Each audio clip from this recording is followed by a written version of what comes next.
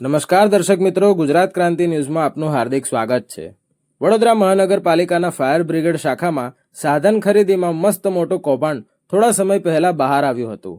આ કૌભાંડમાં સામાનની ખરીદીને 5 ગણી કિંમતો પર ચૂકવણી કરવામાં આવી હતી, જ્યારે આજે કોંગ્રેસ દ્વારા ફાયર બ્રિગેડના સામાનની ખરીદીમાં થયેલ ભ્રષ્ટાચાર મામલે અનોખી રીતે વિરોધ વ્યક્ત કરવામાં આવ્યો હતો।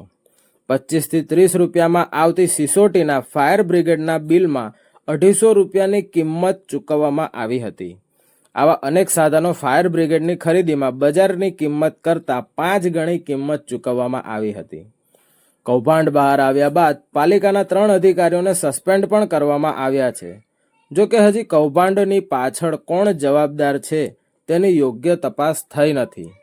વડોદરા શહેર કોંગ્રેસ દ્વારા આજે ખરીદી કૌભાંડ મામલે મુખ્યમંત્રી અને પ્રધાનમંત્રીને પત્ર લખવામાં આવ્યો છે।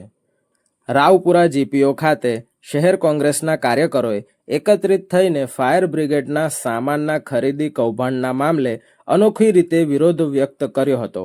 શહેરના કોંગ્રેસના કાર્યકરોએ સિસોટી વગાડીને ભ્રષ્ટાચારથી ખદબદતા પાલિકાના શાસકોના કાન સુધી અવાજ પહોંચે તે માટે પ્રદર્શન કર્યું હતું।